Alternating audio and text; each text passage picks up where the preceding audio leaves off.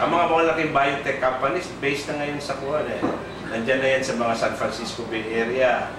Marami na doon. Kasi meron din silang sa US, marami din silang mga Indian plants doon na they are already looking at it na parang may potential. No?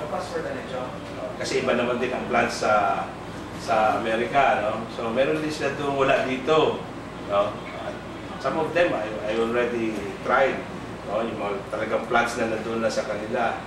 In fact, yung mga sa prostate nila, herbs din. Ito nga, grown in the US. Now, if you bring these products here, mahal. I've tried that with my brothers at early. Pero siya early signs ng prostatism. Ayaw, wala nang pwersa yung pag-ihi. Hindi na nag-ihi parang curve. At wala na lang, no? Those are the early signs of benign prostatic hypertrophy. Babara.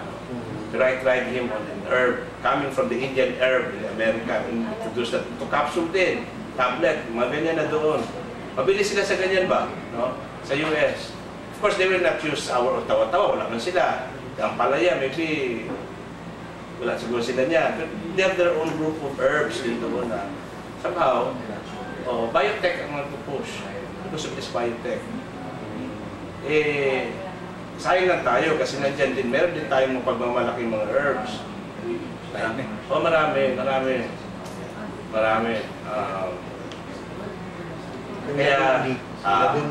Labundi for cough, no? Parang cough suppressant. No? Yeah, kung na rin yan, kasama rin sa DOH 10 drugs, so labundi, sambong, basta parang meron ng 10 accepted na nakapsulize na nila. Ewan ko lang, nagkaroon lang kasi ng kuhan.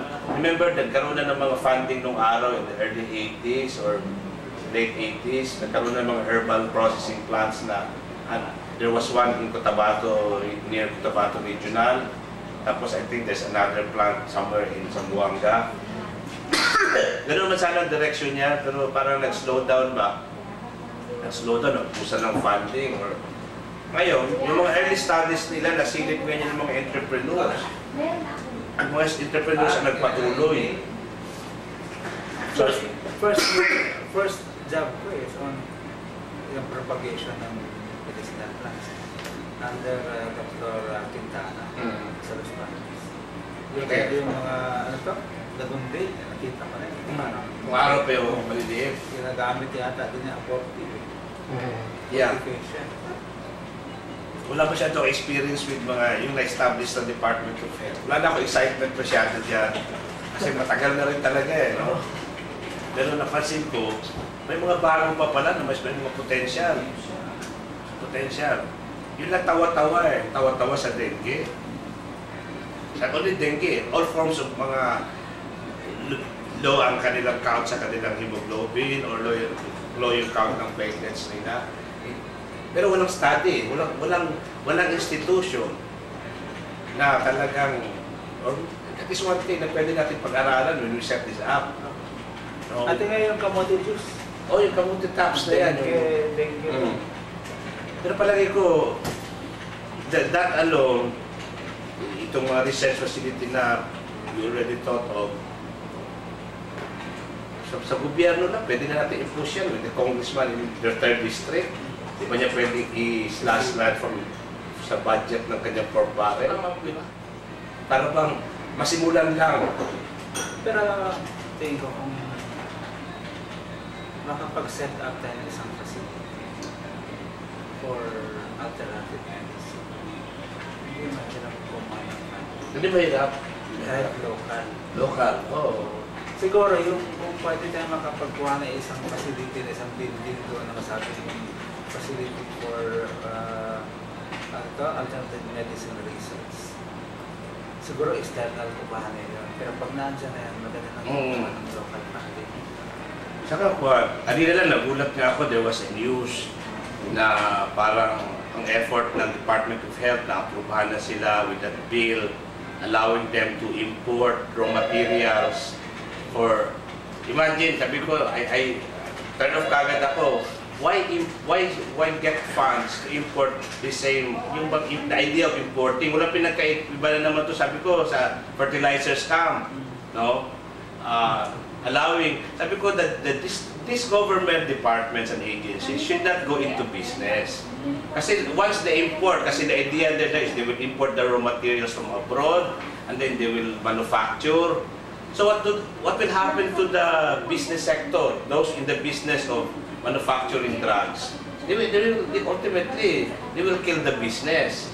Di ba? Oh, kung it's counterproductive. Imbes na funding the DOH to import raw materials on drugs, why don't we use that money for research in our own herbs and other alternative medicine? Di ba? Na nandito lang sa atin. Oh, come up with a structure, a research facility, and then the rest will follow. Rather than buying. Ang sasaktan mo niyan, yung mga malalaking drug company who are already making money and then contributing taxes to the government. Pag pinatay mo yan, who will? Because gusto mong magkaroon kayo ng local. And I don't believe in the government to come up with. There's no way anymore to lower the cost of drugs, especially if you import the raw material. It's basic.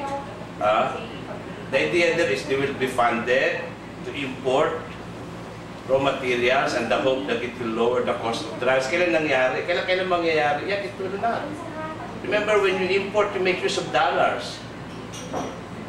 I don't think that is wishful thinking yung idea ng Department of Health. Mas maganda pa nga na, kung gusto mo magkaroon ka ng impact sa price, subukan mo mag-produce. Yeah. Yeah. Pero ganyan man din gusto nila, mag-import sila ng raw materials, tapos sila ang mag-manufacture. No? Wala mang problema if they have a track record of really, if the Department of Health has the track record of honesty, integrity.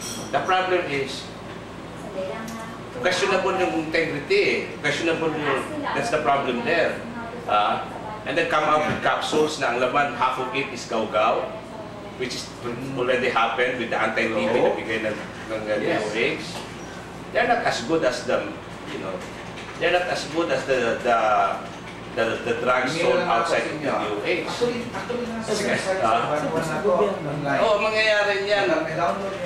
Okay, justified na yan. Meron na, because may nag-allocate ng funds para pambili ng raw material. Pero are they going to buy that money, that big amount of money for the raw material?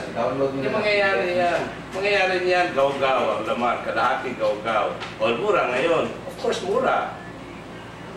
Pero anong klaseng quality?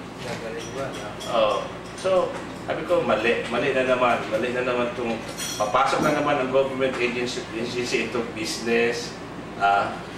Tamang-tala sabi ko, way back nung time ni Cory, the first thing that she did was to tawag dito, tinanggal ang role ng government sa business. Di ba?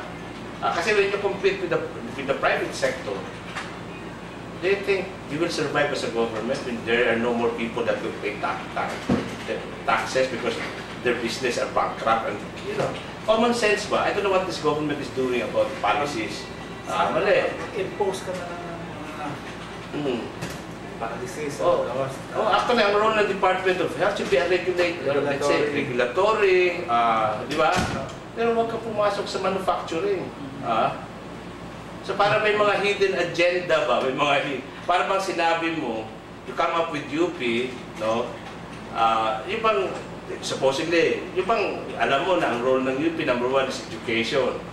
Tapos later pala, hindi ka na education, iba ka na, di ba? So, I don't know. Pero ang hidden agenda dyan, wala na naman pinagkaiba yan sa fertilizers camp. Wala na naman pinagkaiba yan.